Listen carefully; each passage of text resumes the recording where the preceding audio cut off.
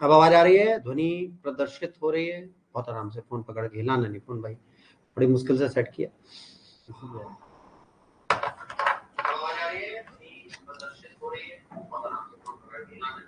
अरे यार ऐसे सुनाई देता था।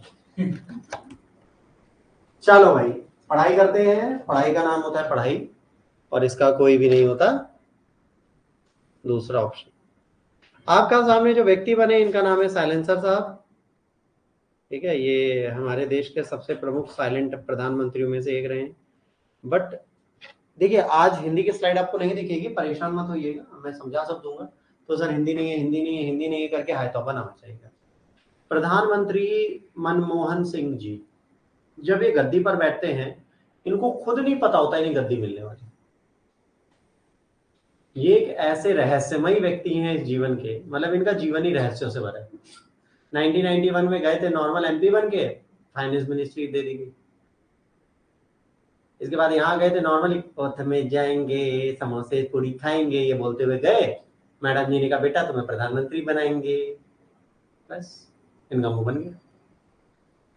देखिए, मनमोहन सिंह जी की आइडियोलॉजी थोड़ी अलग थी। ये बंदा बहुत अच्छा काम कर सकता था, बट इसको एक व्यक्ति के आगे दबके रहना पड़ा, जिसका नाम था सोनिया बेबी। अगर सोनिया बेबी इनको दबाती नहीं तो ये सच में उड़ते हुए पक्षी होते। इन्होंने इतने दबाव के साथ गठबंधन की सरकार के साथ मिलकर प्रॉपर काम किया। और अगर आप कभी गूगल उठा के देखिएगा, जिस समय ये पहली बार जीते थे 2004 में, उस टाइम के इनका वोटिंग परसेंटेज बहुत ज्यादा नहीं था। अगर बीजेपी और इनके परसेंटेज में देखेंगे तो बहुत ज्यादा डिफरेंस नहीं। तो मतलब ये क्लियर था कि इनको सरकार बनानी है, जबरदस्ती बनाए कैसे भी बनाए, इनको बस अपनी सरकार बनानी है। इन्होंने अपनी सरकार बनाई जैसे तैसे गठबंधन करके, गठजोड़ करके, क्योंकि सबसे बड़ी पॉलिटिकल विनिंग पार्टी तो यही, तो इन्होंने गठबंधन तो कर लिया। इसके बाद ये क्या करते हैं, अपनी गवर्नमेंट बनाते हैं। और जब ये अपनी गवर्नमेंट बनाते हैं उस समय इंडिया का फेस बदल चुका है। समय है 2004। 2004 में भारत पूरी तरीके से बदलाव की स्थिति में। अटल बिहारी वाजपेयी ने संबंध खराब किए और सही भी किए, सैंक्शंस लगे भी और वो निकाल भी दिए। तो अटल बिहारी वाजपेयी ने अपनी जगह पर बहुत सटीक काम किया और अपनी चीजों को उन्होंने परिवर्तित करके दिखा दिया। इससे क्या हुआ कि भारत में आने वाली विदेश नीतियों पे प्रभाव बहुत पड़ेगा। क्यों? क्योंकि उन्होंने क्या कोशिश की, इन्होंने पाकिस्तान से भी संबंध बनाने की कोशिश की, उन्होंने अपनी नेबरिंग नेशन से भी संबंध बनाने की कोशिश की, उन्होंने डेवलपमेंट और इंफ्रास्ट्रक्चर के लिए भी काम किया। तो ये सारे काम करके ऑलरेडी अटल बिहारी वाजपेयी साहब जा रहे हैं। अटल बिहारी वाजपेयी, है ना, ए डबल भी ये सब काम करके गए जी।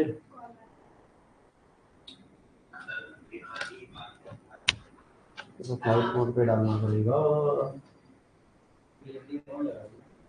हाँ? हाँ, क्लास के बाद ही उठाएंगे इन लोगों को। अभी तो उठा भी नहीं सकते, फिर से कनेक्ट करो।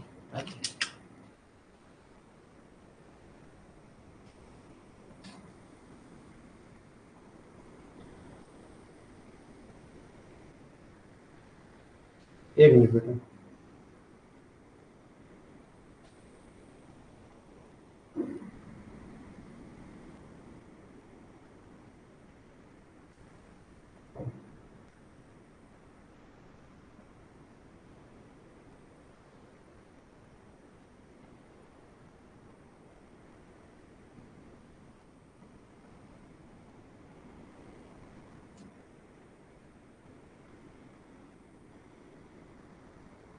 जब फ्री होते हैं तब लोग कॉल कर लेते हैं।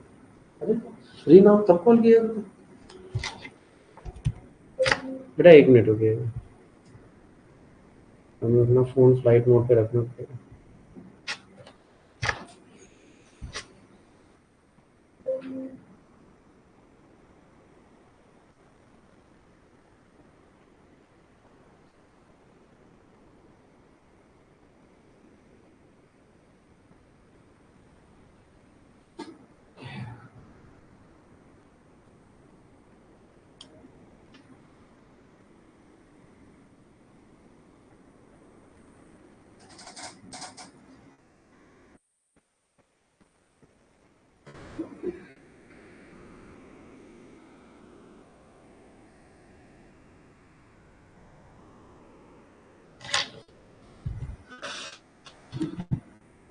ठीक।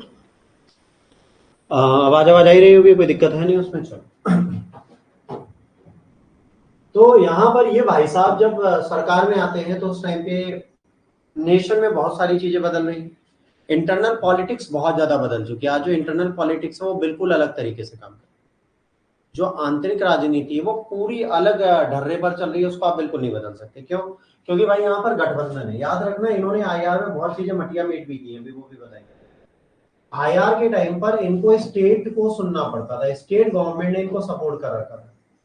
जो एमपी मेंबर ऑफ पार्लियामेंट होते हैं उनमें स्टेट गवर्नमेंट की भी पार्टियां जीतती है। जैसे समाजवादी पार्टी भी एमपी के इलेक्शन में अपने कैंडिडेट खड़ी कर रही है। नेशनल पार्टी नहीं है ना, पर समाजवादी पार्टी भी चुनाव लड़ती है, बीएसपी भी चुनाव लड़ती है, आप भी लड़ती है, कांग्रेस भी लड़ती है, जनता दल भी लड़ती है, सब लड़ते हैं। तो इनके कुछ एमपीज होते हैं जो सरकार बनाने का योगदान देते हैं, तो उनकी बात भी मानी जाएगी। अगर मान लीजिए तमिलनाडु और केरला से आपके पास 20+ एमपी हैं, कितने हैं? 20+ एमपीज आपके पास अगर है केरला और तमिलनाडु से, तब क्या होगा? बहुत व्यापक बदलाव आ जाएगा। क्या बदलाव आ जाएगा भाई? अगर 20+ है तो इसका मतलब है कि अगर आपको 380 सीटें चाहिए और आपके पास 360 सीटें हैं, तो ये 20 बंदे मिलकर आपकी सरकार बना सकते हैं, और एक भी नाराज हो गया तो आपकी सरकार गिरा सकता है। तो आपको इनकी भी सुननी पड़ेगी, क्योंकि इन्होंने आपका साथ दिया है। तो ये जो रीजनल पार्टीज होती हैं वो काम करते थे। इस टाइम पे वर्ल्ड में बहुत बड़ा बदलाव आ रहा था, जब फ्रॉमवर्क इनको था तो नेहरू की आइडियोलॉजी के अगेंस्ट किए गए। मतलब इन्होंने क्या किया, कांग्रेस के अभी तक जितने लोग आ रहे थे वो नेहरू की आइडियोलॉजी को फॉलो करते थे, बट इन्होंने सर्कमस्टेंसेस के अकॉर्डिंग कंट्री को जो जरूरी था उस आइडियोलॉजी को इन्होंने फॉलो किया, वो नेहरू को फॉलो करने के बाद इन्होंने कहा नेहरू ने जो किया वेल एंड गुड, अब जो हम कर रहे हैं वो बिल्कुल अलग है। तो इन दोनों चीजों को बिल्कुल अलग रखते हुए ये चले, ठीक है। इन्होंने दोनों को मर्ज करने की कभी कोशिश नहीं की। Manmohan Singh came to the power, Indian foreign policies has changed a lot compare to the Nehru era. Nehru era के बाद से 1991 से लेकर 2004 तक भारत की विदेश नीति और बदल चुकी थी। हम 2 परमाणु रिसर्च भी कर चुके थे, न्यूक्लियर टेस्ट भी कर चुके थे, हम सब कुछ कर चुके थे। भाई 77 में एक हुआ, जब वो किया था 68 79, वो इसके बाद ये। तो हम ऑलरेडी न्यूक्लियर टेस्ट लगातार करते जा रहे हैं, हम अपने आप को न्यूक्लियर पावर बना रहे हैं, हम इंटरनेशनल ग्लोबल मार्केट में भी जा रहे हैं। तो हमने सारी चीजें यहाँ पर एडअप कर, ये सारी बेसिक चीजें हमने एडअप करके यहाँ पर सब चीज पॉजिटिव बना दी। तो कह रहे हैं कि जब मनमोहन साहब आएंगे तो उस टाइम पे गवर्नमेंट को पूरी तरीके से चेंज होने की कोशिश करनी पड़ेगी। टोटल गवर्नमेंटल चेंज की बात यहाँ की जाएगी। क्या की जाएगी? पूरे सरकारी बदलाव की बात की जाएगी। ये गवर्नमेंटल चेंज किस प्रकार से यहाँ पर इंप्लीमेंट किया जाए। तो जब ये सरकार बनाएंगे तो इनको बहुत अलग अलग चीजों का चैलेंज सामना करना पड़ेगा। जैसे पहला हुआ रशिया, देखिए यूएसएसआर बनने के बाद पीवी नरसिम्हा राव, गुजराल साहब, अटल बिहारी वाजपेयी, ये 3 लोग निकले। इसके बाद फिर से कांग्रेस आती है, किसके साथ? मनमोहन जी के साथ। तो इनका पहला काम होता है यूएसएसआर के साथ अपने रिश्ते बनाना।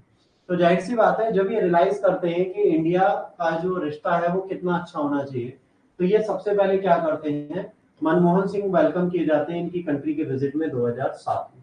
2007 में जब मनमोहन सिंह जाते हैं तो ये दिखता है कि भाई रशिया आज भी हमें कितना इंपॉर्टेंट मानता है। क्यों नहीं मानेगा? क्योंकि भाई उनकी इकोनॉमी बचाने के लिए हम ही तो अस्त्र खरीदेंगे। शस्त्र और अस्त्र के सबसे बड़े क्रेता तो हम ही हैं, सबसे ज्यादा परचेजिंग हम करेंगे, तो हमको कोई इग्नोर तो कर ही नहीं सकते। तो इन्होंने कहा कि शस्त्र और सबसे ज्यादा ये खरीदेंगे, तो इसको हमें देखना था। Moving forward in the strengthening their relationship, both countries agreed to establish a strategic partnership. अब क्या है, दोनों लोग आगे बढ़ रहे थे, ठीक है, अपनी शक्तियों को और मजबूत कर रहे थे, अपने संबंधों को मजबूत करने के लिए इन्होंने क्या किया, फिर से अपनी द्विपक्षीय समझौ अपने पार्टनरशिप या अपने समझौतों को फिर से देखा और फिर से बनाने की कोशिश की। अब ये समझौते वेपन से रिलेटेड, ठीक है, friendly relation, trade and commerce, bilateral relation, जैसे द्विपक्षीय समझौते बोलते हैं, बहुत सारे करते हुए ये अपनी चीजों को बढ़ाने के प्रयास में लग जाएंगे, है ना। Main focus was on the defence और द मिलिट्री सेक्टर। इन्होंने क्या किया, इनका सबसे इंपॉर्टेंट फोकस था डिफेंस या मिलिट्री सेक्टर को डेवलप करने के लिए। इन्होंने कहा हम डिफेंस और मिलिट्री सेक्टर में बहुत बड़ा योगदान देंगे और इसको हम करके रहेंगे, ठीक है। अब इन्होंने क्या किया, सुपरसोनिक क्रूज मिसाइल ब्रह्मोस के लिए इन्होंने मिलकर काम, ठीक है। 5th जनरेशन कॉम्बैट एयरक्राफ्ट बनाए, laser guided anti tank missiles बनाई, ठीक है, और एक्सटेंड किया अपने एग्रीमेंट को 10 साल के लिए। और ये कोऑपरेशन चलता रहा कब तक? 2010 के आगे 2017। ब्रह्मोस की टेक्नोलॉजी जो बनाई इन लोगों ने जेवी के साथ बनाई। जेवी का मतलब होता है ज्वाइंट वेंचर, उद्यम संयुक्त उद्यम जिसे आप बोलते हो, जेवी के तहत इन्होंने बनाया। इसका मतलब है इस टेक्नोलॉजी में इंडिया और वो दोनों मिले, उनकी नदी और हमारी नदी, हमारी कौन से ब्रह्मपुत्र और उनकी कॉस्मोस, तो इनको मिला के हमने बनाया ब्रह्मोस। तो ब्रह्मोस मिसाइल जो है वो दोनों कंट्री की नदियों के नाम से मिली, तो इसमें रशिया और इंडिया दोनों की टेक्नोलॉजी शामिल थी। आज ब्रह्मोस इंडिया जो है इंटरनेशनली किसी भी कंट्री को भेज सकता है, as by as side by side कौन भेज सकता है, रशिया। मतलब ब्रह्मोस जो है that can be jointly sold by anyone, Russia और India, and solely sold by anyone, India and Russia. या तो साथ में बेच दें या अलग अलग बेच लें, दोनों कंट्रीज एक दूसरे को इस चीज के लिए मना नहीं कर सकते कि आप ये टेक्नोलॉजी किसी के साथ शेयर नहीं करोगे। आपके पास पूरा अधिकार है कि आप इस टेक्नोलॉजी को प्रॉपर मैनर में शेयर करो, किसी को दो, ना रशिया मना करेगी नहीं। ठीक, तो कहीं ना कहीं मनमोहन सिंह ने पहला स्टेप तो सही लिया। इन्होंने क्या किया, रशिया, क्योंकि ये क्या है उस टाइम पे भी बेटा इंडिया का सबसे बड़ा डिफेंस पार्टनर है, तो इन्होंने पहला काम ये किया कि रशिया के साथ अपने संबंधों को अच्छा कर। तो इन्होंने पहली पहल तो रशिया के साथ कर दी। इन्होंने कहा भाई रशिया के साथ मेरे संबंध खराब नहीं हो सकते, अगर वो होते तो आर्थिक रूप से मैं और पीछे था, तो अपनी आर्थिक चीजों को बढ़ाने के लिए इन्होंने रशिया के साथ अपने संबंध अच्छे किए। Russia also recognize India's nuclear policy and place to build 4 more civilian nuclear reactor in Kudankulam Tamil Nadu. अब इसने भी कहा कि आप पीसफुली न्यूक्लियर रिएक्टर्स न्यूक्लियर को यूज कर रहे हो और आपने न्यूक्लियर टेस्ट के बाद भी कोई डैमेज नहीं पहुंचाया, तो हम आपके साथ 4 और नए न्यूक्लियर प्लांट बनाने को तैयार। इसके बाद एफर्ट्स लगाए गए क्या क्या रूपी रूबेल एग्रीमेंट में। देखिए क्या हुआ, सबसे इंपॉर्टेंट चीज क्या होती है बेटा किसी भी अर्थव्यवस्था के लिए, ठीक है, हॉट करेंसी एक शब्द आता है, याद रखिएगा क्या शब्द आता है, हॉट करेंसी, गर्म मुद्रा। दुनिया में सबसे ज्यादा डिमांड में आने वाली मुद्रा को क्या बोलते हैं, हॉट करेंसी, और वो मुद्रा क्या है, क्या है,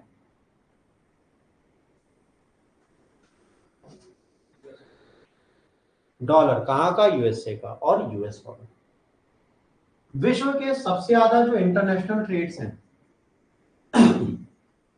वो इसी में किए जाते हैं। तो हर कंट्री के लिए प्रॉब्लम क्या है, उन्हें अपना फॉरेक्स बदलना पड़ता है।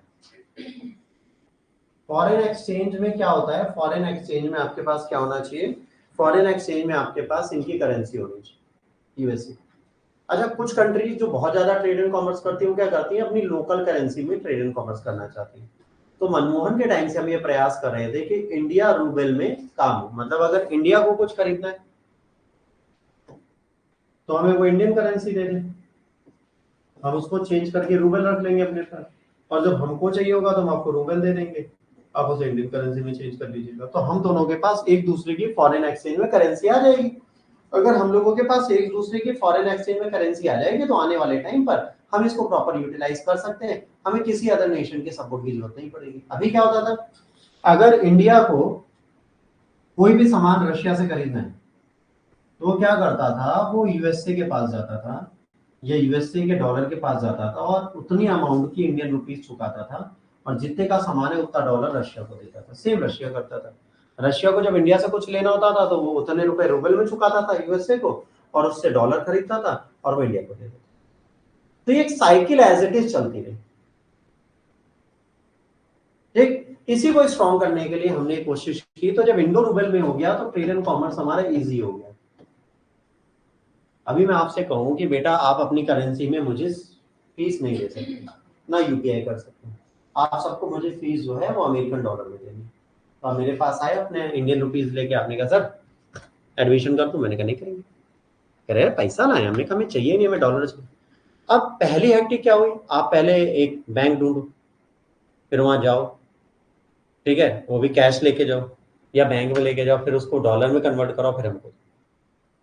हम भी महाकाबिल, हमने तुमसे लिए तो डॉलर, फिर हम उसे इंडियन रुपीज में कन्वर्ट कराने जाए, फिर हम अपने पास। कंट्री भी तो यही कर रही है, आप डॉलर में पैसे ले रहे हो, वो अपने फॉरेक्स में रख रही है, यूज रूबल ही कर रही है। इंडिया भी डॉलर लेके कहां रख रही है, अपने बैंक के अंदर, और यूज क्या कर रही है, इंडियन रुपीज ही। तो इन्होंने कहा बेहतर है कि हम दोनों आपस में एक्सचेंज अपनी अपनी करेंसी करें, क्या नुकसान है। कायदे से अगर पूरा वर्ल्ड करने लगे तो पता है क्या होगा, यूएसए अपने आप उठ गया, क्योंकि विश्व में सबसे ज्यादा ट्रस्टेड करेंसी डॉलर इन्वेस्टमेंट के मामले में। Crypto can not overcome currencies of the world, ये जीवन में ध्यान रखना, करेंसीज नहीं खत्म हो सकती, क्योंकि अगर क्रिप्टो आ गया तो इलीगल एक्टिविटीज विल इंक्रीज, क्योंकि उस चैन ब्लॉक सिस्टम में ये नहीं पता कौन ओनर है, ओनरशिप कॉम्प्रोमाइज। मैंने तुमको मेल पे क्रिप्टो करेंसी भेजी, आईपी एड्रेस को छोड़ के मुझे क्या पता तुम कौन। तो क्रिप्टो करेंसी बहुत गंदा गेम है। चल यहां तक क्लियर। तो जब इन्होंने इंडो रूबल एग्रीमेंट की बात की, इसको कहा ट्रेडिशनल मैनर इन्होंने यूज किया, जो पुराना था उसको हटाया, उसको यूज करने के बाद इनको लगा भाई ये रुपीज में पैसा और रूबल में देना समझदारी है रादर देन डॉलर, तो इन्होंने डॉलर को बाईपास करने की कोशिश की, और नरेंद्र मोदी भी ये चीज करते हैं। इंडो रूबल कॉन्ट्रैक्ट ही चल रहा है हम लोगों का आज भी। तो याद रखना इसकी पहल किसने की थी, एसएमएस साहब। इसके बाद रिलेशनशिप विद यूएस से, अब इंडिया और यूएस से बहुत क्लोज आए, कब, मनमोहन जी के टाइम पर, ठीक है। और यहाँ पर बायलैटरल रिलेशन इन दोनों कंट्रीज का बहुत अच्छे से बढ़ा। अब इसका कारण मैंने आपको लास्ट लेक्चर में बताया था, क्यों हमें यूएसए के पास आने की जरूरत है, क्योंकि इस समय विश्व की सुपर ग्लोबल पावर कौन है, अमेरिका। तो हम अमेरिका को बाईपास नहीं कर सकते,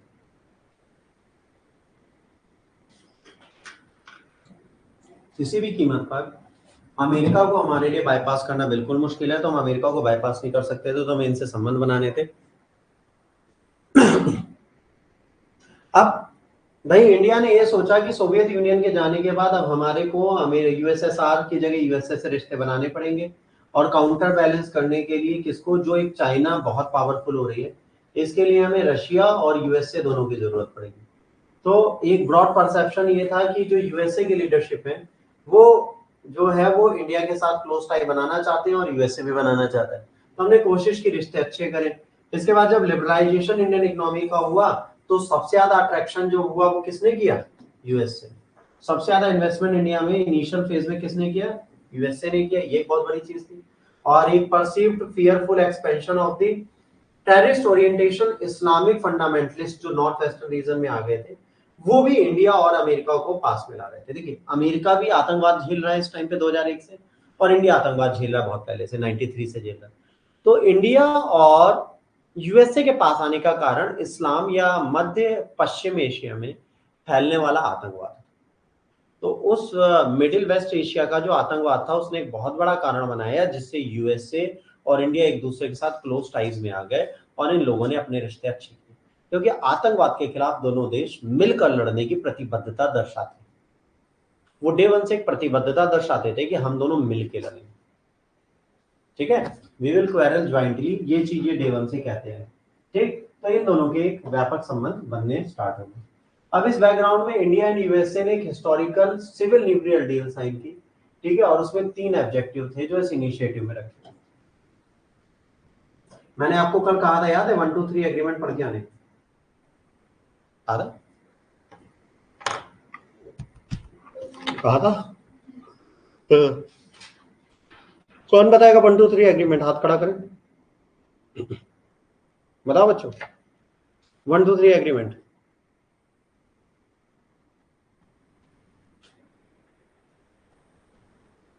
बताइए।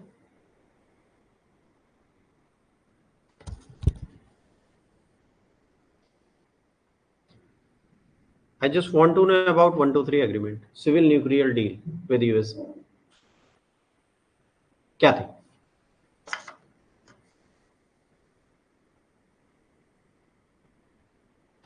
यार अभी बीच में जब सर साइंस टेक आपको पढ़ा रहे थे, जब न्यूक्लियर और यूरेनियम और ये सब आया था, तो मैंने अपनी पीपीटी सर को लाके दी थी जिससे उन्हें पढ़ाने को कहा।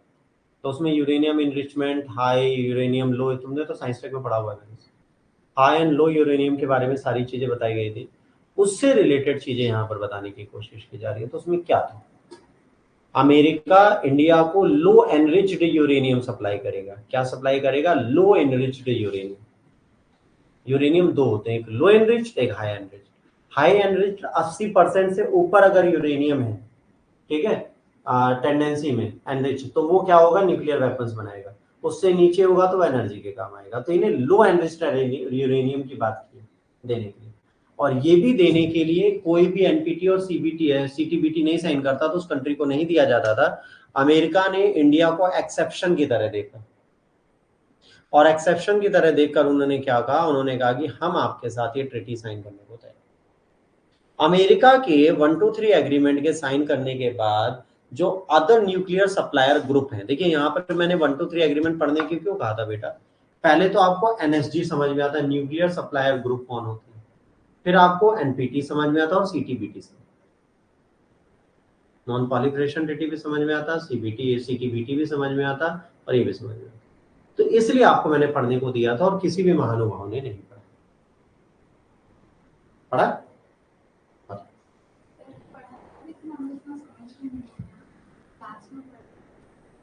देखो एक बात बताऊं बेटा,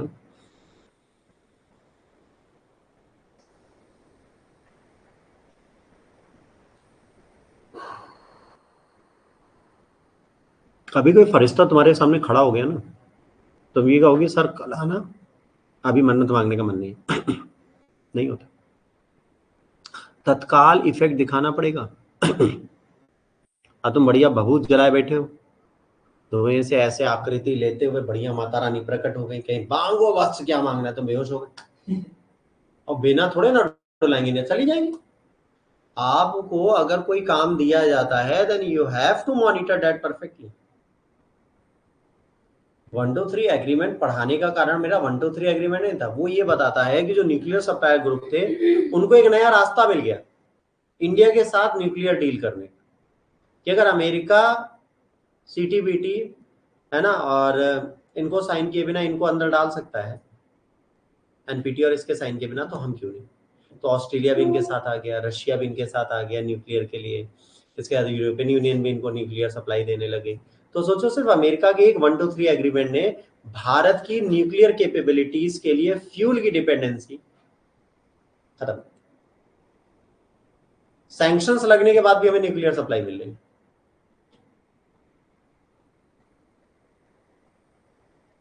और इंडिया के इकलौते न्यूक्लियर वेपन्स हैं जो यूरेनियम वाले नहीं है, कौन से हैं? Plutonium based.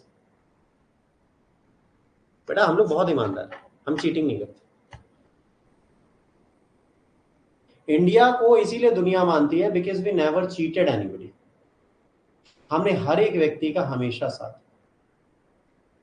हमने रिश्तों में कोई उछाल और चढ़ाव और उतार नहीं दी, हम उसको हमेशा प्रॉपरली रेगुलेटेड मैनर में रखे रहे, और ये बहुत बड़ी चीज है।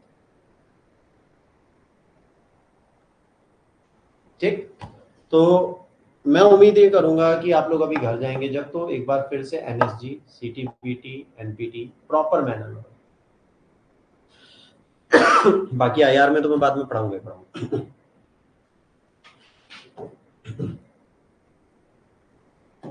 अब इन्होंने क्या बोला, to remove core differences that impeded our strategic relationship for more than 30 year. कह रहे हमारा प्रमुख कारण जिससे हमारे रिश्ते खराब हो रहे 30 साल से, उसका सर प्रमुख कारण है न्यूक्लियर। इसके बाद to support India's economic growth and energy security in an environmentally sound way. फिर अमेरिका ने कहा कि हम इसलिए आपको न्यूक्लियर सप्लाई देंगे ताकि आप पर्यावरण की रक्षा के साथ एक सस्टेनेबल एनर्जी के सोर्स को पा पाओ। इसके बाद to strengthen the global non proliferation regime. इसके बाद उन्होंने कहा हम ऐसी चीजें करेंगे जहां पर हम हथियारों का प्रयोग कम करें, न्यूक्लियर वेपन आप प्रयोग में ना लाएं। यही रीजन है 1998 के बाद इंडिया ने अपना कोई भी न्यूक्लियर टेस्ट नहीं, क्योंकि हमें न्यूक्लियर की सप्लाई मिल रही है, हम क्यों अपनी न्यूक्लियर सप्लाई करें। और हमें किस पे न्यूक्लियर बम दागना है, किसी पे नहीं। भाई मैं पाकिस्तान को मारूंगा तो भी हमारा है, चाइना को मारेंगे तो चाउमीन नूडल्स मोमोज के बिना पेट नहीं भरता, वो भी हमारा है। ठीक है, रशिया अमेरिका को मार नहीं सकता, औकात नहीं हमारी, तो न्यूक्लियर वेपन धर के करोगे क्या। तो इन्होंने कहा भाई जितने बहुत है दुनिया को पता है हमारे पास न्यूक्लियर वेपन है, आई एम हैप्पी। पाकिस्तान पे तो हम जब खाली खोखा ब्रह्मोस का दाग देते हैं वो नहीं संभाल पाता, न्यूक्लियर वेपन के साथ क्या होगा। नॉन हार्मफुल वेपन, खाली खोखा दागा था वो तक उनके पास पहुंच गया। अब वो कह रहे हैं कुछ भारत से उड़ के आया, भारत कह रहा पता नहीं, फिर अगले दिन का हाँ हाँ वो ब्रह्मोस गलती से चल गया। सोच, दोनों कंट्रीज की डिफेंस की क्या धज्जियां उड़ाई हमने। और उसके बारे में जब पाकिस्तान पढ़ाऊंगा तब बताऊंगा कि चाइना की औकात दिखाने के लिए इंडिया ने ब्रह्मोस दागा था। S-400 की पुअर कॉपी बनाई थी चाइना ने, अपने यहाँ अपना S-400 बनाया था रशिया को कॉपी करके, और वो पाकिस्तान को भेज दिया था, कहा ये तुम्हारा एयर डिफेंस मिसाइल सिस्टम है। पाकिस्तान ने लिया और उसको इंप्लीमेंट कर दिया, जिस रीजन में इंप्लीमेंट किया वही ब्रह्मोस घुस गई, उसको पता ही नहीं चला। तो जो कहावत नहीं थी चाइनीज माल खरीद के बाद कोई गारंटी नहीं होगी, वो पाकिस्तान को एहसास हो गया। और हमने ये भी दिखा दिया, ब्रह्मोस बेचने जा रहे थे उस टाइम पे एस जयशंकर कह दिया देखो पाकिस्तान का S-400 काम नहीं कर पाता, हम इतने अच्छे स्टेल्थ फीचर रखते हैं, स्टेल्थ मतलब गोपनीय, जो रडार से छुप के चला जाए, बेच है। साउथ ईस्ट एशिया में डील करिए, खाली खोखा दागा था, बेचा है सारी मिसाइल। तो स्ट्रेटेजिक पार्टनरशिप ये होती है, बायलैटरल रिलेशन से होती है। अब तुम कहो कि सर आपके पास बंदूक है, चला के दिखाओ। अब तुम पर तो चला नहीं सकता, तुम भी खरीदार हो मेरे, तो खरीदार को मार देंगे तो पैसा कहां से आएगा। बट अगर कोई मेरा दुश्मन है, मैंने किसी को भेजा भाई बस गलती से घुटने पे ठोकर मारना, अपने गोली चला दे, न्यूज आ जाएगी, फिर कहेंगे ये बंदूक हमारी तो चली, दुकान तो भाई चल जाएगी। वो तरीका इंडिया ने सोचा। S Jaishankar is a very sharp person. उसने ये नहीं बोला that mistakenly we misfired something, he said see the stealth feature of BrahMos, see how your defense missile system won't catch it, that is the reason we build BrahMos। उसने बोला नहीं technical glitch की हमारी गलती थी। आपको सामान बेचना और चीजें कवर करनी आनी चाहिए बस। अभी टंग ऑफ स्लिप और स्लिप ऑफ टंग वर्ड गलत हो जाता है ना, उसको अमेंड करना सीखो बस। एक क्वालिटी टीचर और एक बुरे टीचर में सिर्फ इतना अंतर होता है कि वो अगर भूल जाता है तो थोड़ी देर लड़खड़ा जाता है, सॉरी माफ करिएगा। और जो एक परिपक्व टीचर हो चुका होता है वो गलतियों के बाद भी आपको कवर अप कर देता है, आपको पता ही नहीं चलता टीचर गलत बोल गया। इतना अंतर होता है बस एक नए टीचर में पुराने टीचर, ज्यादा कुछ नहीं। उसको भी कम आता है, पुराने टीचर को भी कम आता है। पुराने टीचर को तो सच में कम आता है क्योंकि वो अपडेट करता ही नहीं, कहता हमको जितना आता है सब आता है, हम सर्व ज्ञाता है। एक बच्चा बैठ जाता है जो सर्वज्ञ होता है, वो सर्वज्ञाता की सर्वज्ञता निकाल देता है। तो थोड़ा कॉन्फिडेंस कम रखना चाहिए टीचर। ठीक, तो इन लोगों के रिश्ते सुधरे इन 3 पॉइंट्स पे।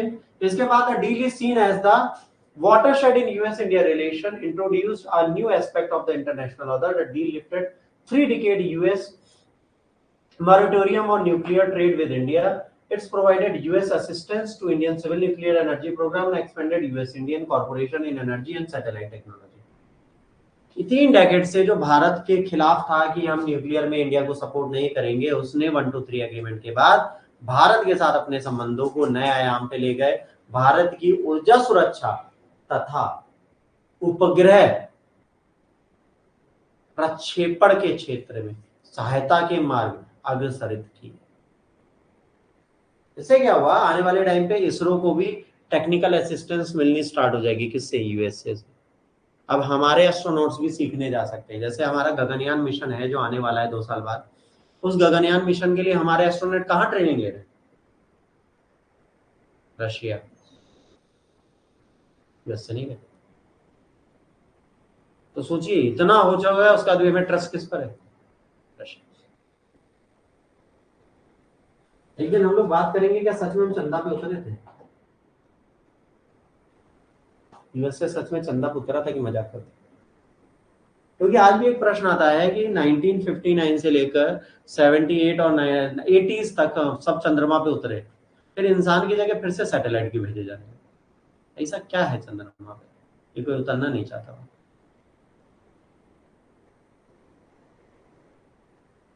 तो दिखाना।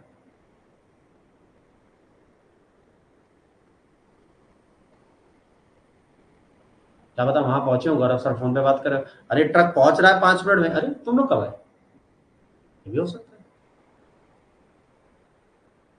थोड़े दिन बाद आपको पता चला भाई साहब एलियन है, मंगल तक इनके ट्रक चलते हैं, तब क्या होगा?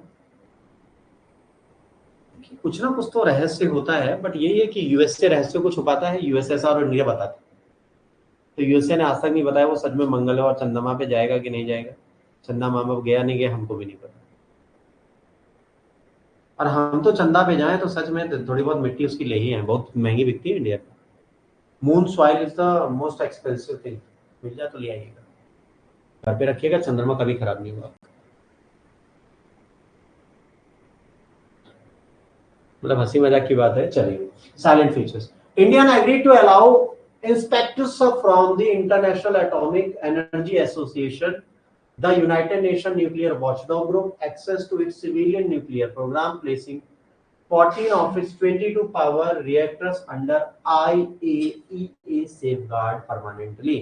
इंडिया ने भी इसके साथ दिया क्या, इंटरनेशनली सबको कहा कि हमारे सिविल न्यूक्लियर प्लांट्स में आप जब चाहिए जब मन करे तब आके जांच कर लीजिए कि जो आपने दिया उसको हम कहाँ यूज करें। मान लो मैंने आपको 1500 करोड़ दिए और मैंने कहा इससे तुम लोग बॉडी बनाना। गौरव ने 1 करोड़ बॉडी पे लगाए और 1499 करोड़ ट्रकों में। अचानक से मैं जांच करने आया, कह रहे बॉडी, कह रहे सर ट्रक इसीलिए खरीदे से बॉडी बना रहा हूँ। कह रहे कैसे सर, ऐसे रस्सी पकड़ता हूँ, ट्रक पीछे जाते हैं, फिर घर वाले आगे खींचते, फिर वो पीछे जाते, फिर आगे बाइसेप बन जाती है, ऐसे टांग खिंचवाता हूँ, ऐसे चेस्ट खिंचवाता हूँ, सब बॉडी बन जाती है। समझिए, या तो ये एक्सक्यूज दो, अगर नहीं दे सकते तो आपको पकड़े जाओगे तो जेल जाओगे। तो इंडिया को जो भी सप्लाई मिल रही थी, जो जेन्युइन सप्लाई मिल रही थी बेटा, हम उसको यूज कर रहे हैं और उसको अदर सोर्सेज। जब हमने पहला अपना न्यूक्लियर टेस्ट किया था स्माइलिंग बुद्धा, तब हमने क्या गलती की, हमने गलती की थी कि हम न्यूक्लियर रिएक्टर से फ्यूल चुरा रहे थे। जैसे हमें अमेरिका ने 1 रुपया दिया तो हमने उससे 2 पैसा चुरा लिया, तो उन्हें भी नहीं पता चला, हमारा भी काम चल गया, हम 10 साल चुराते रहे। एक शायद जी पे कोई मूवी आई थी बाबा साहब पे, एटॉमिक रिसर्च जो पहला हुआ था, उसे कभी मौका मिले जरूर देखिएगा। G5 पे थी, मुझे नाम नहीं याद है मूवी का इस टाइम पे, ठीक है, तो एक बार उसे देखिएगा जरूर। तो उसमें पूरा भाभा साहब के बारे में बताया गया। तो उन्होंने शुरुआत में न्यूक्लियस चुराए, तो भाई जांच तो हुई नहीं, अब जांच होगी। अब अगर जांच होगी तो इसका मतलब क्या है, अब आप चोरी नहीं कर सकते। तो एक ट्रस्ट तो इंटरनेशनली हमने डेवलप कर दिया। उसके बाद under the agreement India also committed to safeguard its nuclear arsenal and prevent its from falling in the wrong hands. इसने कहा कि भाई जितने भी हमारे न्यूक्लियर रिएक्टर हो उनसे रिलेटेड चीजें उनको प्रोटेक्ट करेंगे और किसी गलत व्यक्ति के हाथों में ना चला। अभी ऑस्ट्रेलिया में एक कांड हुआ था, ट्रक से एक सामान जा रहा था, इतना बड़ा इंजेक्शन के साइज की एक छोटी सी शीशी गिर गई और उसके लिए पूरे ऑस्ट्रेलिया में हाई अलर्ट कर दिया गया था, जब तक वो मिलेगी नहीं तब तक कोई काम नहीं।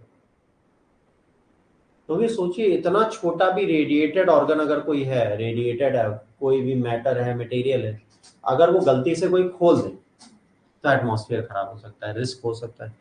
तो सोचिए एक छोटे से कैप्सूल को ढूंढने के लिए तहलका मच जाए। और अगर पूरा का पूरा न्यूक्लियर रिएक्टर की टेक्नोलॉजी किसी के पास चली जाए, आज अगर ओसामा बिन लादेन के पास अमेरिका जाता और ओसामा बिन लादेन अपनी एनर्जी बना रहे थे न्यूक्लियर से, तो क्या अमेरिका अटैक कर पाता? याद रखना, जितनी कंट्री लड़ती हैं वो किसी न्यूक्लियर रिएक्टर पे अटैक नहीं करती।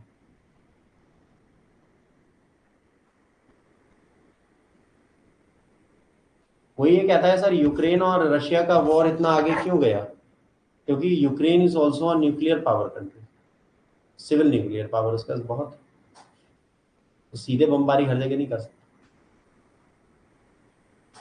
किसी भी न्यूक्लियर केपेबल कंट्रीज के साथ लड़ाई करना मुश्किल काम है आज के डेट में, अगर ह्यूमन रेस को नहीं खत्म करना तो। वैसे तो कोई बात। US companies will be allowed to build nuclear reactors in India and provide nuclear fuel for its civilian energy program.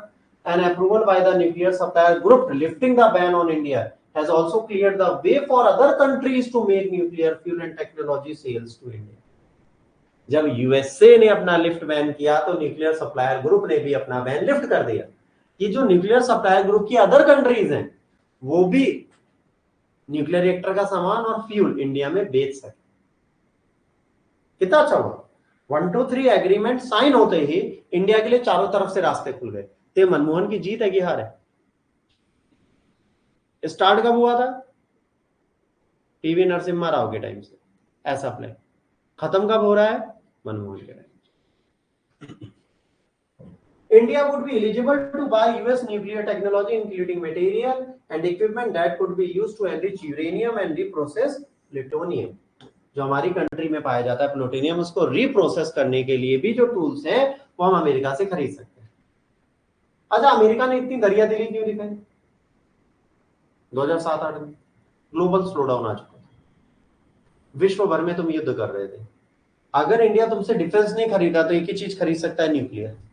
जो दूसरा एक्सपेंसिव चीज है वर्ल्ड की, इसके लिए तुमने लिफ्ट बैन किया। इंडिया के फेवर में लोगों को लगता है वो हमेशा कंट्री अपने फेवर के लिए काम, उन्होंने अपने फेवर के लिए चीजें लिफ्ट कर।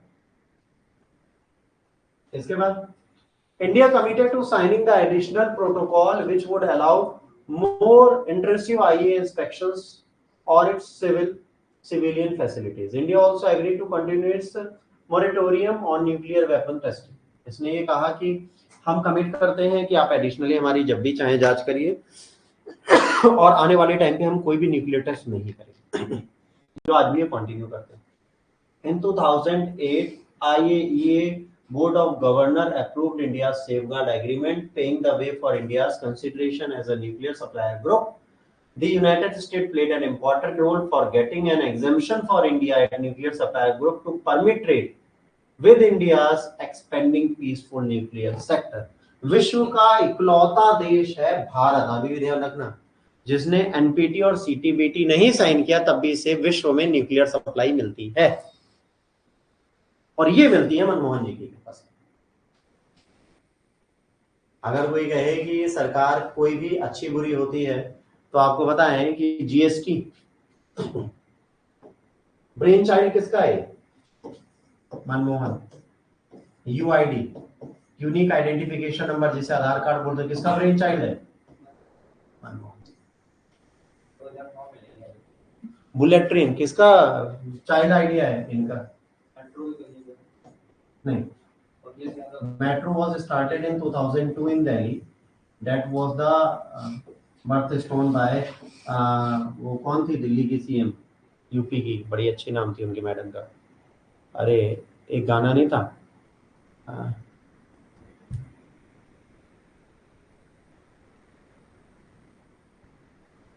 शीला दीक्षित, शीला की जवानी गाना याद कर रहा था, शीला दीक्षित, शीला दीक्षित मैम का था।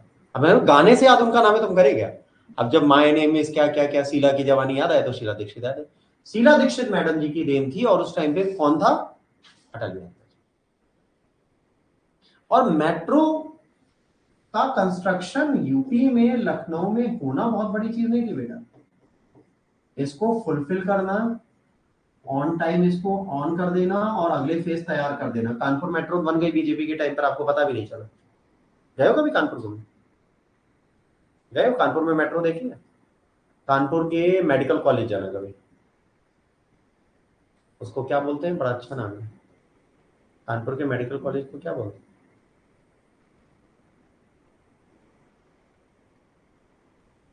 जो भी बोलते हैं। तो उस मेडिकल कॉलेज के सामने आपको मेट्रो दिखे, रोड दिखता है, हैबिट बोलते हैं, हैलेट या हैबिट ऐसे कुछ बोलते हैं।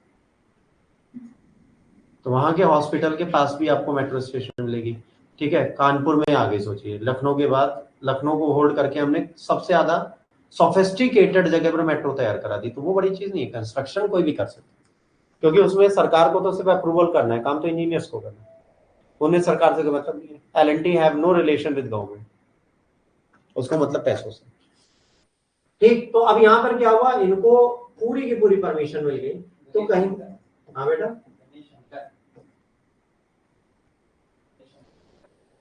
क्या? अरे वैसे उसको हैलेट बोलते हैं, देखो लिखा होगा ब्रैकेट में, लिखा है,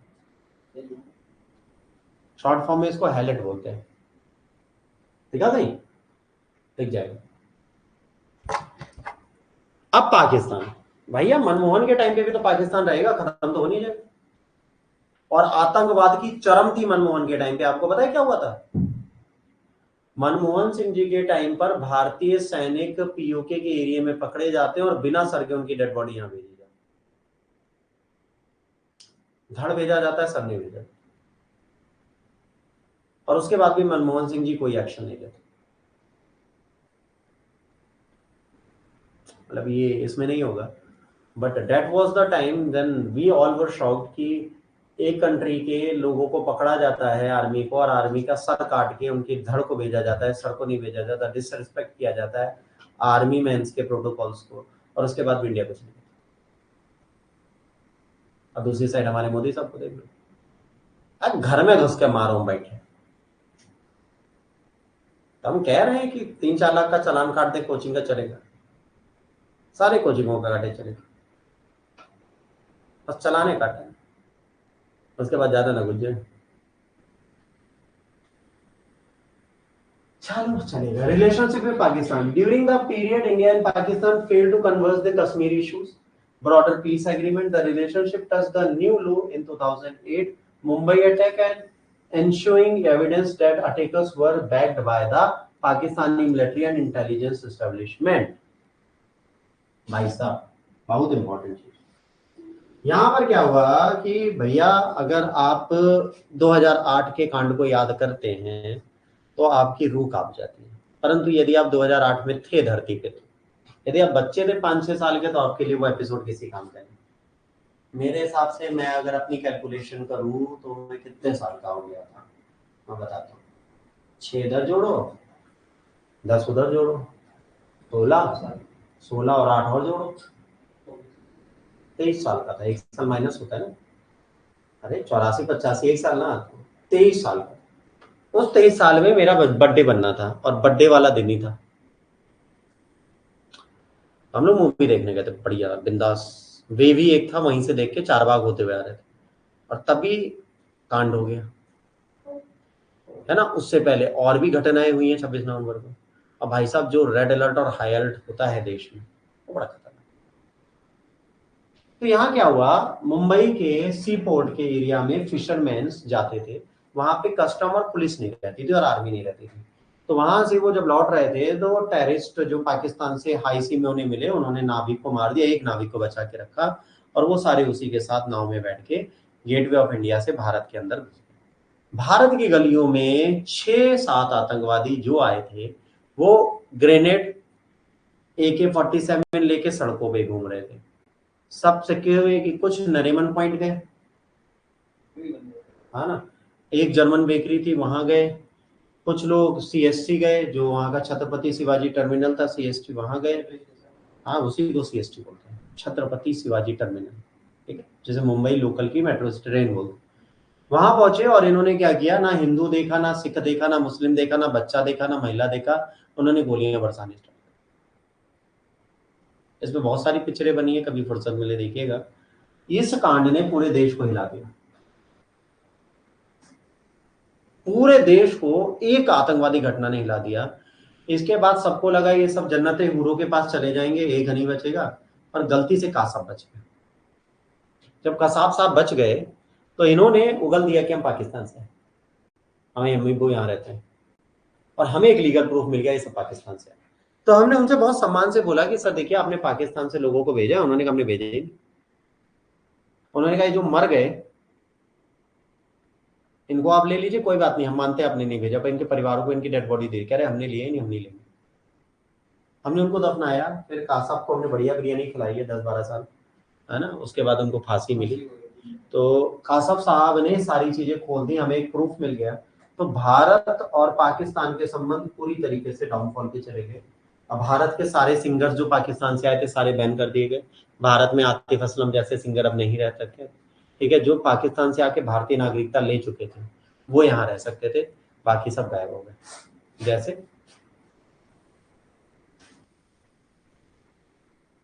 कैसे, एक जो मोटे से सिंगर थे, खूब नहीं खूब मोटू से थे, अब छोटे हो, अदनान सामी। अदनान सामी जैसे व्यक्ति जो है वो पाकिस्तान से भारत में आके भारत की नागरिकता ले चुके थे, वो रुके, बाकी सबको हमने भगा दिया। हमारे रिश्ते में यहाँ पे बहुत ज्यादा खराब हो गए, अब ये खराब ही रहेंगे। बाद में टेंशन जो थी दोनों कंट्रीज की ना, वीजा एग्रीमेंट साइन हुआ 2012 में। इस एग्रीमेंट के साथ जो सिटीजन दोनों कंट्रीज के 65 साल से ऊपर है, वीजा ऑन अराइवल दिया जा सकता है, बिजनेस पीपल दोनों नेशन के फ्रीली दोनों कंट्रीज में घूम सकते हैं। 2008 से 2012 के बाद 2012 में हमने कहा 65 साल से ऊपर के लोगों को वीजा ऑन अराइवल दिया जाएगा, क्योंकि वो दर्शन करने आएंगे दोनों कंट्रीज के, और जो व्यापारी हैं उनको फ्री मूवमेंट एक दूसरे की कंट्री में दिया। 4 साल हमने कुछ नहीं किया। 4 साल तो ये भी हुआ था कि जब मीटिंग्स चलती थी इंटरनेशनल समिट्स, तो इंडिया और पाकिस्तान के हेड एक दूसरे से बात नहीं, मनमोहन तो वैसे भी नहीं बात करते थे, वैसे खिसक जाते थे, अब और खिसकने लगे। तो कहीं ना कहीं पाकिस्तान के साथ हमारे रिश्ते खराब हुए, और ये रिश्ते खराब ही नहीं और खराब होते चले गए, आर्मी पर अटैक करने से, ठीक है, बार बार गोलाबारी करने से, मतलब बार बार फायरिंग करने से, बार बार लिंचिंग बॉर्डर की करने से, ये सारी चीजें अभी भी कांस्टेंट चल रही थी। इनको इन्होंने बिल्कुल होल्ड नहीं किया। इसको होल्ड ना करने से हमारे साथ कांस्टेंट लॉसेस होते चले गए। तो इनका रिश्ता इनके साथ इतना ज्यादा पॉजिटिव नहीं माना जाता जितना लोगों को लगता है, but it was.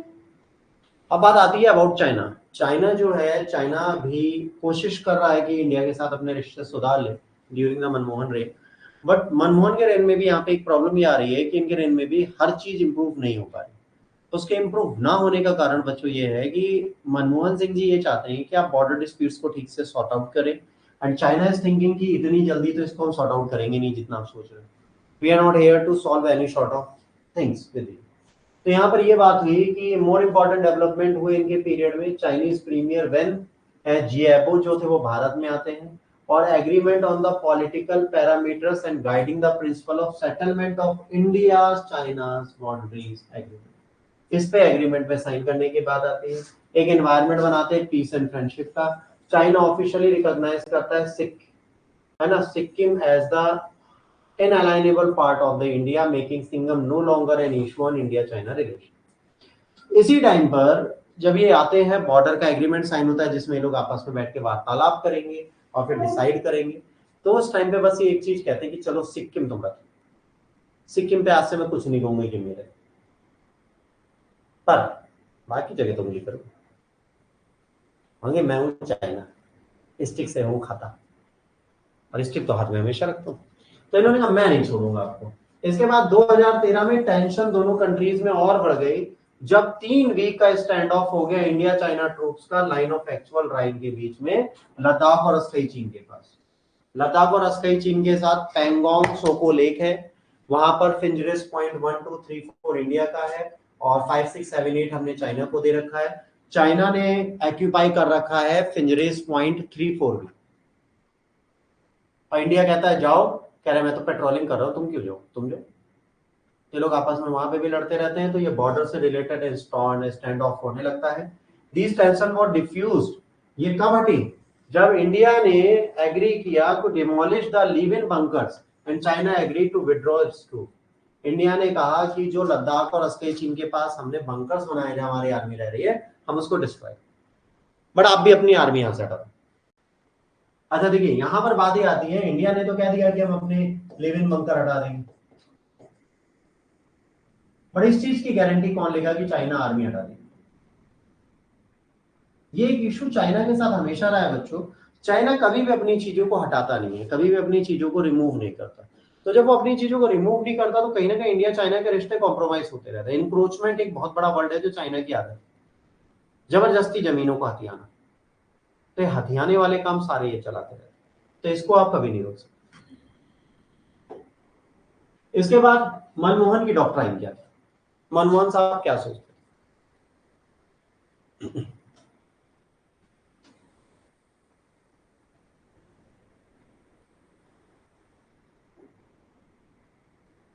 Manmohan Bharat की अर्थव्यवस्था को सुधारने के लिए बहुत ज्यादा प्रयास करते थे दुनिया से अलग से, और ये कहते थे कि अगर हमारे देश की अर्थव्यवस्था सुधरेगी तो इसका फायदा लोगों को ही मिलेगा, और हमारे जो लोग हैं उनकी क्रिएटिव पोटेंशियल, जो उनकी क्रिएटिव क्रिएटिव मतलब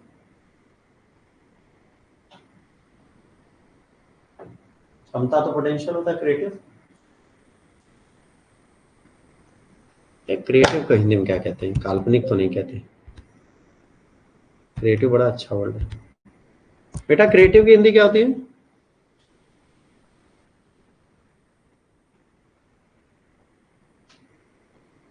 वाह, आह क्या बोले हो, थोड़ा और अच्छा।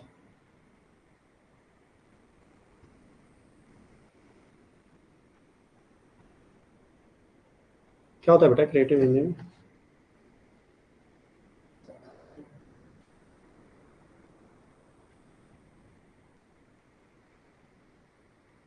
वाह, हिंदी में नहीं ढूंढ पा रहे तुम।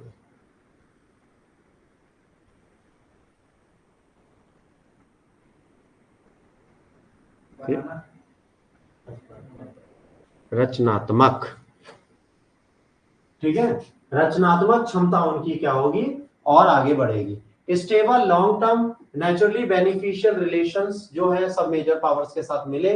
इससे क्या हुआ, we are prepare to work with international community to create a global economy secure environment to beneficial all the nations. इन्होंने क्या कहा, इन्होंने कहा कि आज हमारे लॉन्ग टर्म रिलेशन हर एक कंट्री से अगर अच्छे होंगे तो हम क्या करेंगे, इकोनॉमिकली एक अच्छा एनवायरनमेंट बनाएंगे और एक सुरक्षात्मक एनवायरनमेंट की तैयारी करेंगे जो सारे नेशनों को क्या दे, लाभ क्रिएट करे।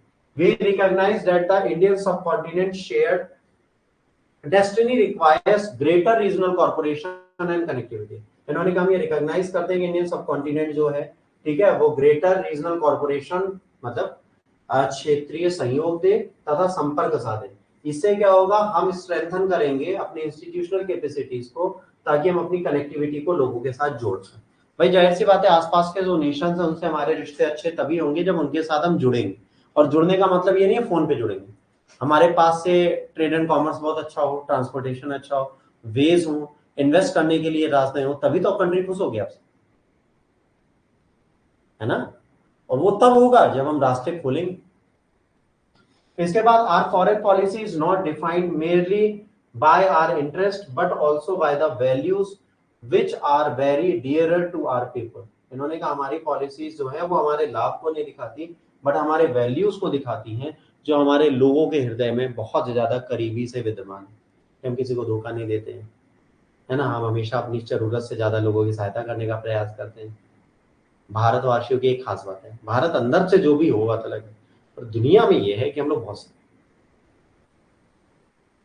हंसना नहीं, आप लोग नहीं हो मुझे पता है, बट ओवरऑल सीधे हैं, ये मानते हैं।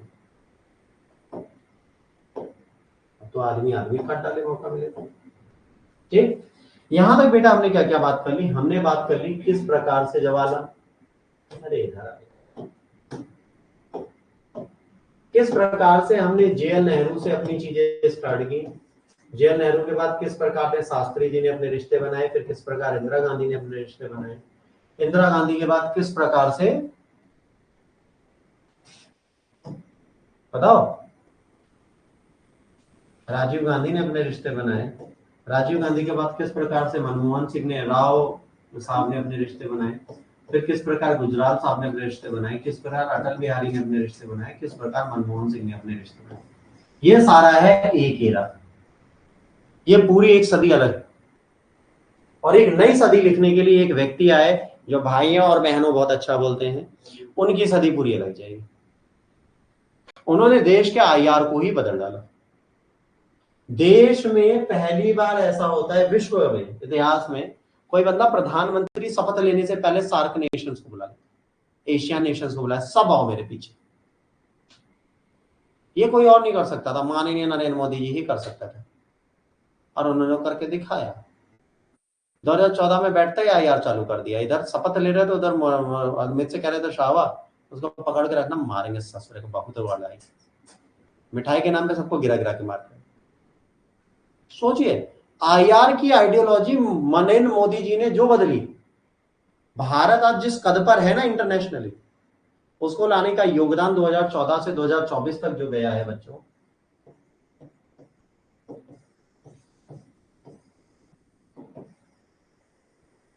ये खाएगा स्पेशल 2 आवर्स आपके कल या परसों जब भी पढ़ेंगे। ये एक ऐसा लेक्चर होगा जिसमें नरेंद्र मोदी के बारे में आप समझेंगे और नरेंद्र मोदी के आईआर को, मतलब इंडिया में क्या कर रहे हैं मतलब नहीं। आईआर जब उनका पढ़ेंगे तो उसमें जम्मू कश्मीर का भी मुद्दा जुड़ेगा, 370 हटना, इस्लामिक नेशन को अपने साथ रखना। अभी रिसेंटली क्या हुआ था, न्यूज में आया था, जो मैंने आपका एडिटोरियल पढ़ाया नहीं, ईरान ने बोलने से मना कर दिया है कश्मीर के मुद्दे पे दोबारा। उसने कहा इंडिया जो कर रहा है सही, हमसे कोई मतलब नहीं, वो नहीं दे रहा पाकिस्तान का साथ। तो कहीं ना कहीं स्ट्रेटेजिकली हम बहुत ज्यादा अच्छे से जीते हुए हैं आज, हमें लाभ ही लाभ मिल रहा है, हमारा लॉस कहीं नहीं हो रहा, हमारा कोई घाटा नहीं हो रहा। तो मेंटली प्रिपेयर है किसी भी कंट्री को हराने। ठीक, फाइनेंशियली हम कितने स्टेबल है वो तो हम इकोनॉमी में बात करेंगे, बट आईआर के नजरिए से मोदी एरा बहुत इंपॉर्टेंट एरा मानी जाएगी हमारी। तो कल जो हम एरा स्टार्ट करेंगे वो मोदी एरा स्टार्ट करेंगे, बट मोदी एरा स्टार्ट करने से पहले अभी तक की जितनी एरा खत्म हुई उनमें से कोई ऐसा एड़ा व्यक्ति मिला हो जो आपको याद ना हुआ तो मुझसे पूछो। जी बच्चों, कोई डाउट है आप पूछ लीजिए। गौरव पूछो। अब आप लोग पूछ सकते हैं, आपको जो भी पूछना है आप पूछ सकते हैं, मैं जवाब देने को तैयार।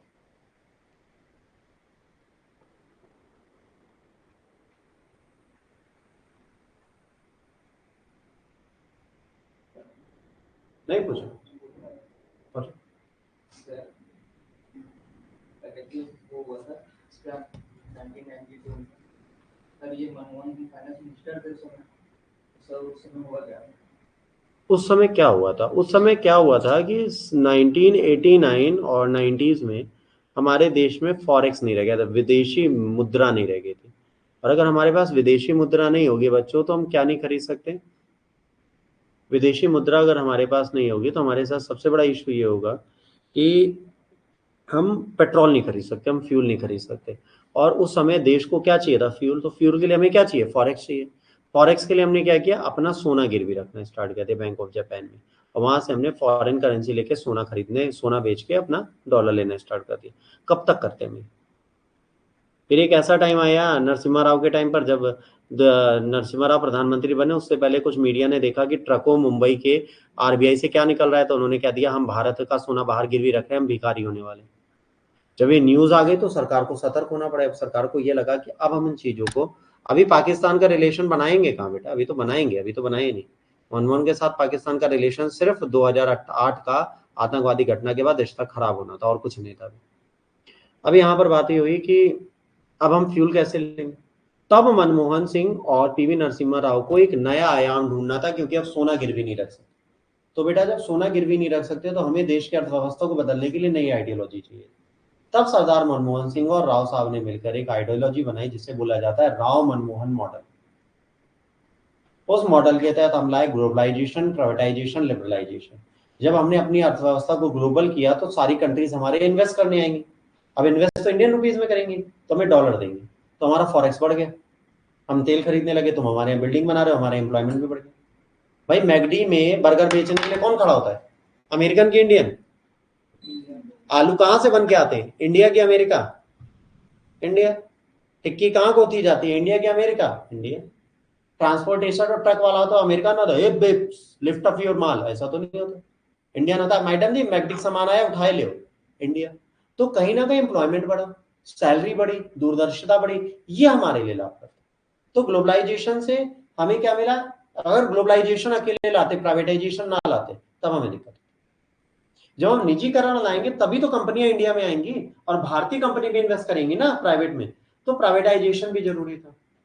और अगर ग्लोबलाइजेशन, प्राइवेटाइजेशन हो रहा है और हम अपनी पॉलिसीज को नहीं सुधार रहे, तो उदारीकरण भी जरूरी है, लिबरल भी होना पड़ेगा कि अगर फॉरेन कंपनी आ रही है तो उसके लिए थोड़े लीनियंट, अच्छा चलो तुम खोल लो यार, तो कैसा मॉल में हमें महंगा मिल रहा है, आपका टैक्स अच्छा, अरे 10% टैक्स माफ, जाओ तुम खोलो तो पहले।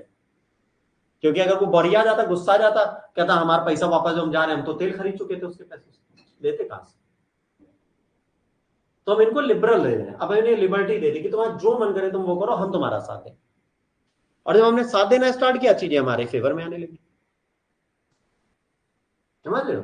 तो 92 से लेकर 2004 तक हमने इतना कमा लिया था कि विश्व का दूसरा सबसे बड़ा फॉरेक्स हमारे पास था।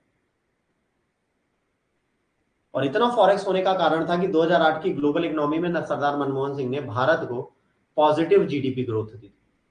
इकोनॉमिक टर्म में कभी और बात करेंगे। पॉजिटिव जीडीपी ग्रोथ देने का काम सरदार मनमोहन सिंह ने उस समय किया था जब विश्व की सारी अर्थव्यवस्थाएं डूब रही थी और भारत पॉजिटिव ग्रोथ रेट के साथ टिका हुआ। 2008 इकोनॉमिक स्लोडाउन जो था वो 2008 है, द ग्रेट इकोनॉमिक स्लोडाउन।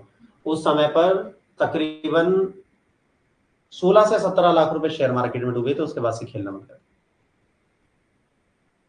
वो इतना बड़ा क्रैश था पूरे मार्केट के लिए, वर्ल्ड के लिए, कि उस समय पर जितने भी बड़े बड़े शेयर मार्केट स्टॉकर्स थे, या तो उनके पास फंड हो उसे रोक ले, और ना सब, कई कंपनीज उस टाइम पे बंद हुई, कई लोगों को घाटा हुआ।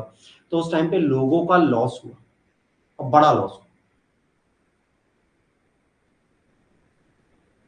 हमें आज भी याद है, जिस दिन मार्केट क्रैश हुई थी उस दिन साइकोलॉजी ऑप्शनल की क्लास चल रही थी पार्टी।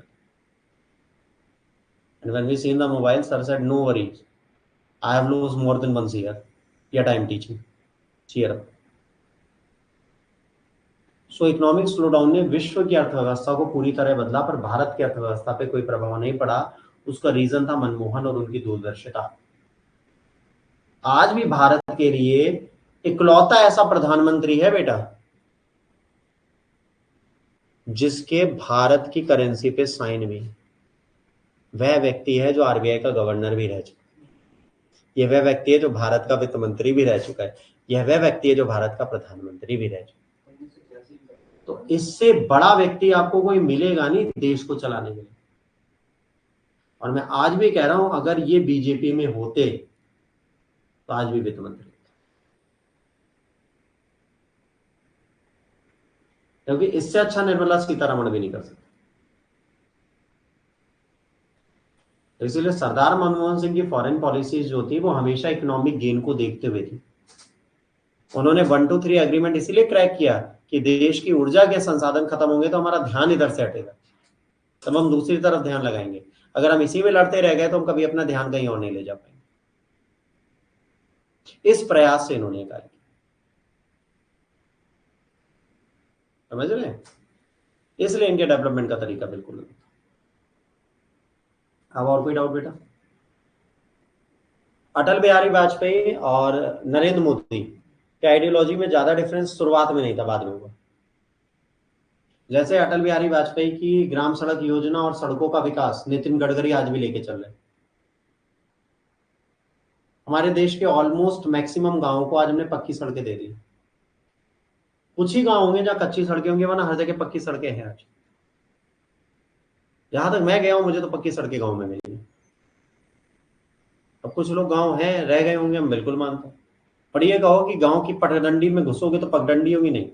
गांव हाईवे से जैसे घुस रहे हैं सब में पक्की रोड है और डामर रोड है। अब अगर गांव के अंदर गांव है और गांव के अंदर गांव है तो फिर मुश्किल है भाई, वहां तक तो नितिन गडकरी भी नहीं जा सकते। बट भारत ने प्रयास जो किया है वो अच्छा किया है भारत की आर्थिक समृद्धि के लिए। और कहीं ना कहीं नरेंद्र मोदी भी आज की डेट में भारत को इकोनॉमिकली भी सुपर गेन कराना चाह रहे हैं।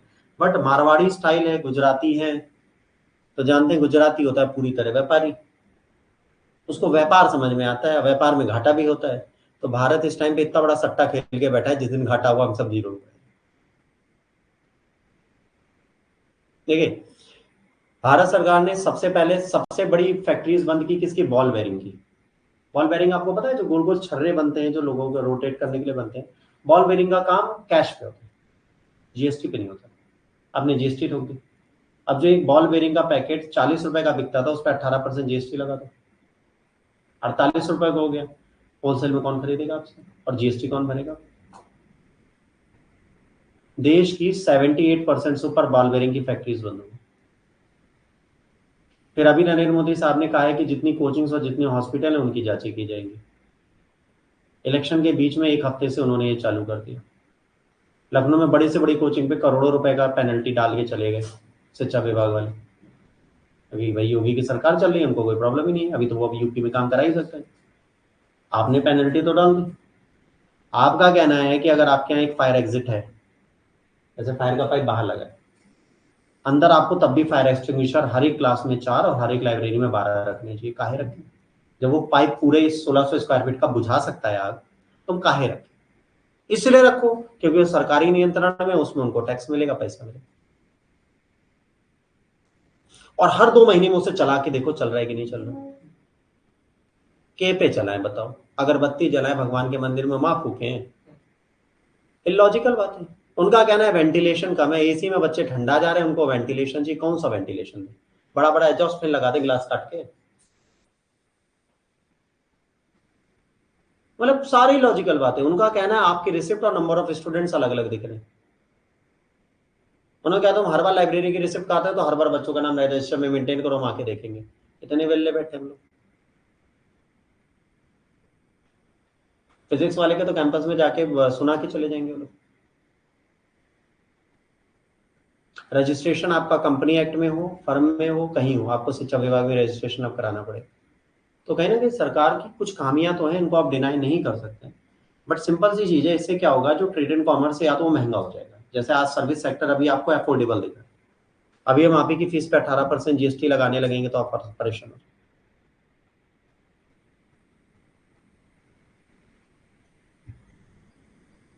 और आपको रिसिप्ट संभालने को कहेंगे, एक एक रिसिप्ट आपको जेब में रखनी पड़ेगी, जांच के टाइम पे आपसे भी मांगेगी, शिक्षा विभाग तो देना पड़ेगा, तो बहुत इलॉजिकल।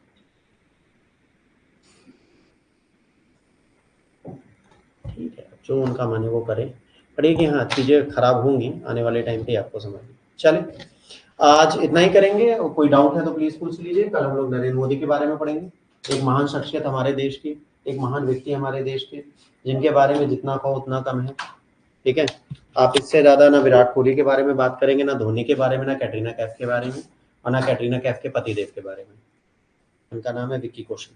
ठीक है, आप सिर्फ बात करोगे एक ही के बारे में, और उनका नाम है नरेंद्र, हमारे मोदी साहब। तो नरेंद्र मोदी साहब ने जो देश को बदला है उसके बारे में कल हम लोग बात करेंगे। आई एग्री, कई लोगों को बहुत पसंद है नरेंद्र मोदी, मुझे भी बहुत पसंद है, बट एक लिमिट तक।